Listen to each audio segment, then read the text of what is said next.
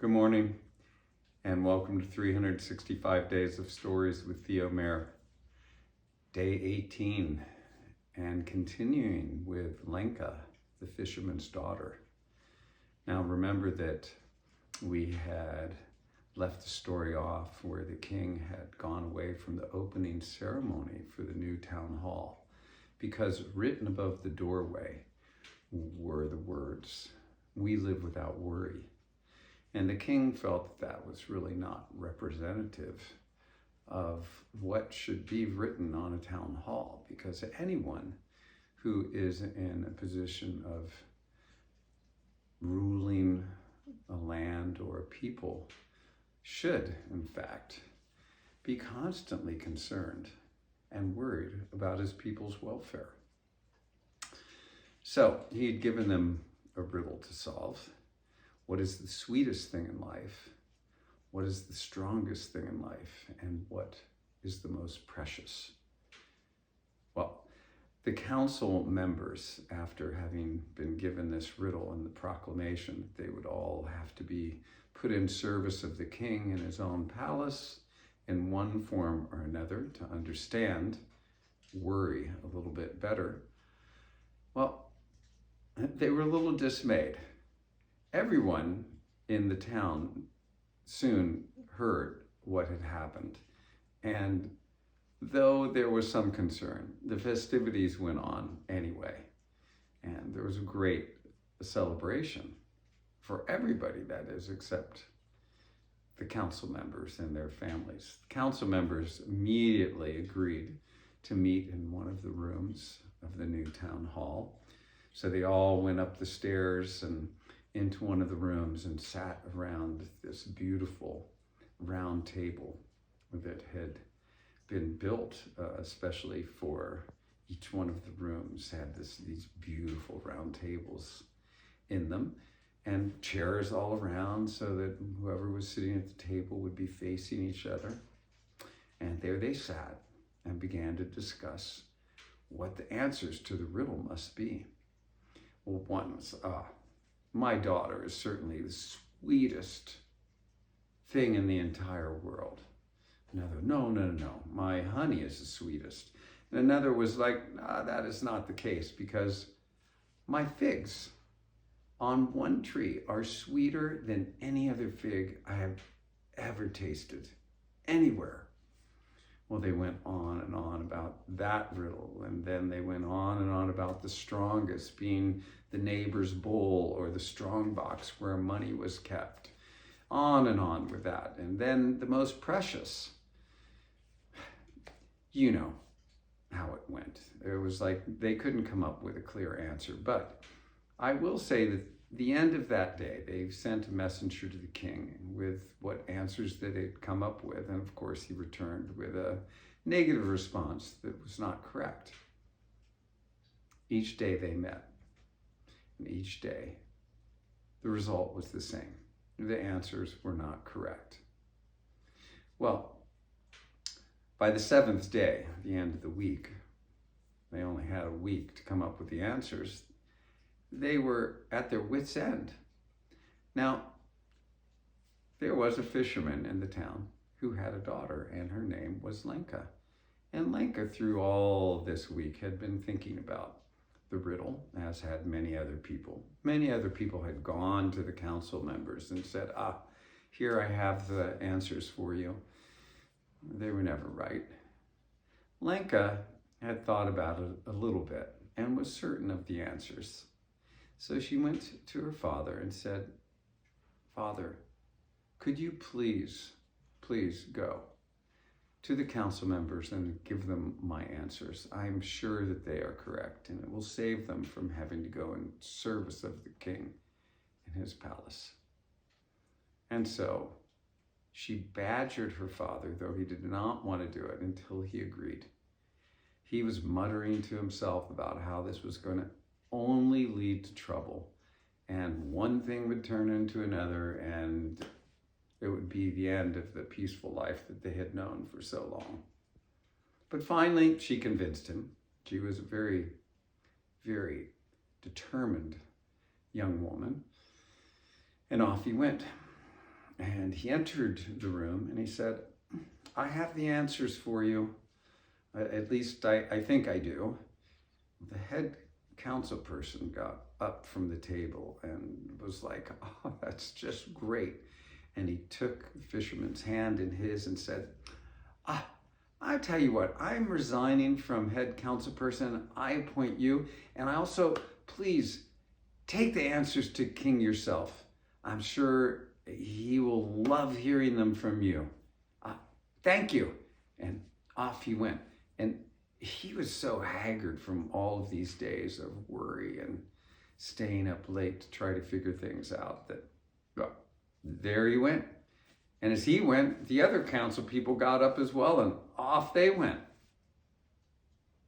And here the fisherman was standing by himself, thinking back to the words that he had muttered to himself and to Lenka before all this started, that it was only going to lead to trouble. What could he do? Off he went to the king's palace. Well, he was greeted beautifully, led into the king's council chamber, and the king came in and he was offered drink if he wanted it and food, but he refused. He was offered a place to sit, but he said, no, I'll just stand. I just want to give you the answers. And the king said, fine, tell me please. And the fisherman had never been in a situation like this, and he was, anxious, didn't know what was going to happen next. And well, as he was standing there almost shaking in his boots, he said, dreams help life. And the king was like, what was that you said? Dreams, hope, and life. Oh, said the king, so you're telling me the sweetest thing in life is dreams? The strongest thing is hope, and the most precious is life itself? Yes. That's it exactly, said the fisherman. The king nodded, smiled, and said, that's absolutely correct. My good man, who gave you these answers? Well, the fisherman, feeling relieved that the answers were correct, said, it was my daughter, Lenka. Yes, she is so clever, said the king. And he took 2 bits of yarn from a garment that he had on. He said, if she's so clever, please take these back to her and have her weave me a sweater from them, and all will be well. And if you're unable to, I'd like to see both of you here tomorrow, and I'll put you 2 in service in some way that I seem to find fit. Now, be on your way and have a great day, said the king. Off went the fisherman, muttering to himself that it was all going to go badly. He got home, he handed Lenka the 2 threads and said, the king now would like you to make this into a sweater, and if you're unable to, the 2 of us will be in service of the king. Father, said Lenka, worry not. I will take care of this. It won't be a problem. The fisherman shook his head, but went off to mending his nets for the rest of the day, and Lenka continued to do chores around the house and tending the garden outside and making things as beautiful as one could make things. That town, it was so beautiful. Well, the next morning, the sun rose, and Lenka handed her father 2 matchsticks and said, Father, take these matchsticks to the king. Ask him to build me a loom, and once he does so, ask him to build me a loom out of the 2 matchsticks. And once he does, I will weave him a sweater from those 2 threads. The fisherman rolled his eyes and said, this is going to lead to nothing but more trouble. But off he went. He went to the king. My good friend, here you are. And where is my sweater? Sire, I'm sorry, but my daughter, brash as she is, told me to return with these 2 matchsticks. And she said that once you make a loom for her out of the matchsticks, she will happily make a sweater for you. The king, he smiled a little bit, and he called to a page that was standing nearby, and he said something to him, and off the page went.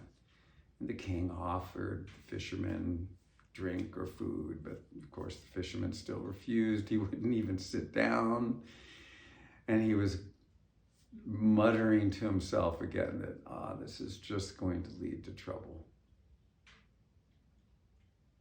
Well, the page returned, and he returned with a skillet that had a hole in it.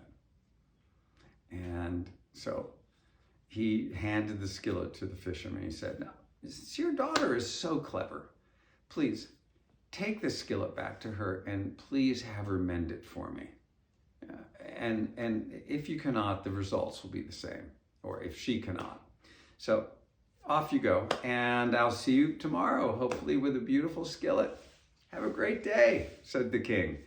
And off went the fisherman, muttering to himself again. Now, I'll tell you, the fisherman, he wasn't, he was a beautiful man, and he was a great fisherman and very talented with his hands and well thought, but just was intimidated by people in places of power. And so long as he was in his element, he was awesome. He was quite a handsome gentleman as well. He had lost his wife some years earlier, and so he was alone with his daughter Lenka alone. But as part of why he had gotten into this place of not seeing the world as positively as he could have, he still experienced the loss of losing his beautiful wife. Well, off he goes down the road, and he gets home, and he tells Lenka everything that's happened and hands her the skillet. And she says, "Father, don't worry. Go do your work, and everything will be fine." And trusting his daughter, off he went. And we'll stop the story there and find out what happens next. We'll see if Lenka can fix the pot or the skillet and have it returned in one piece as the king desired. Okay. Have a good rest of your day, and thanks for joining.